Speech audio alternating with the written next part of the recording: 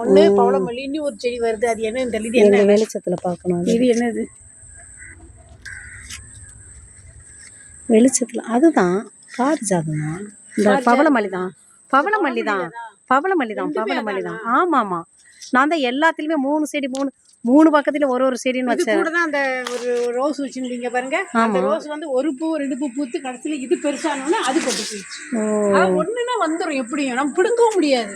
வேறு உள்ள எல்லாம் நான் ஆவடியில் போய் வாங்கினேன்ல, அதனால அலைய முடியாதுன்னு சொல்லிட்டு நல்லா வரட்டும்னு சொல்லிட்டு சந்தன முல்லையெல்லாம் பார்த்தீங்கன்னா எல்லாம் 3 செடி இருக்குல்ல. ஒவ்வொரு தொட்டிலும் 3 செடி.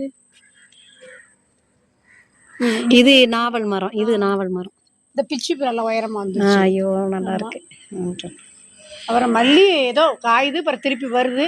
அது உள்ள போய் என்னால இலையெல்லாம் பறிச்சு விட முடியல. அது பாட்டு வெளிச்சத்துக்குள்ள வர கருவேப்பிலை உள்ளுக்குள்ள போயிடுச்சோம். முருங்கையும் இந்த இது வச்சோமா, முருங்கை நல்லா அந்த விட்டு நல்லா காய்ச்சது. நல்லா காய்க்கும். இதெல்லாம் ஒன்று எவ்வளோ கிறிஸ்மஸ் ட்ரீ வாங்கி வச்சுருக்கீங்களா? இதை வந்து எத்தனையோ தடவை மாடு கடிச்சு கரிஞ்சு போய் அதுக்கப்புறம் இப்போ மாடு வராமல் இப்போ இது பண்ணுவாங்க. கருவேப்பிலை மட்டும் உடச்சி விட்டிங்கன்னா நல்லா வரும். அது தோது இல்லாமல் இருக்குது. எங்கே நெடு கண்ணுக்கு தெரியல. சரி நான் வரேன் ஒரு நாள். பக்கத்தில் பப்பாளி ஒன்று வந்துச்சு. பப்பாளி வாங்கி வச்சோம். அது பப்பாளி வந்து பூவாக பூத்துட்ருக்கு. காய்க்குன்னு தெரில. அங்கிட்டு ஒரு பப்பாளி. ஐயோ எனக்கு ரொம்ப சந்தோஷமாக இருக்குது. எனக்கு இதை பார்த்ததுமே எங்கள் செடிக்கு உயிர் கொடுத்து வச்சுருக்கிறீங்களே. உயிர் கொடுக்கறதுக்குனே நீங்கள் இருந்திருக்கீங்க பாருங்க. அது என்னன்னா மண் உங்களுக்கு கீழே இருந்துச்சுன்னு வைங்க, நல்லா தலை தான் வரும். இது வந்து நம்ம இதில் வச்சுருக்கனால அந்த மண்ணுக்குள்ளே தானே வந்துக்கிட்டே இருக்குது. ஆமாம். ஐயோ என் பாரிஜாதமே எப்படி இருப்பார் ஐயா. இந்த இது பவளமல்லி பாரிஜாதம் நல்லா வரும். சாகவே சாகாது. ரொம்ப வெள்ளையாக வரும். அதுவும்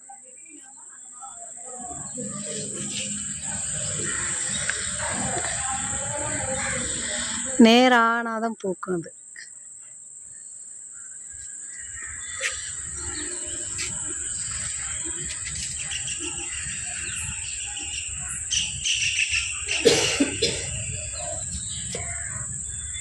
சார் ரொம்ப தேங்க்ஸ். ரொம்ப நல்லா அழகாக மெயின்டைன் பண்ணிட்டு வரீங்க.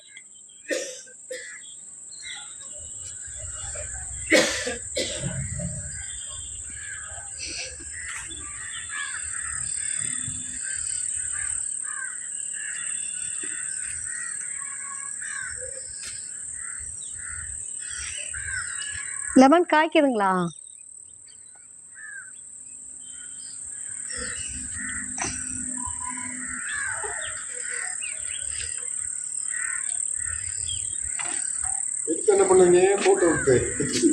நான் வீட்டில் என் பொண்ணுகிட்ட கேட்டுக்கிட்டே இருப்பான்.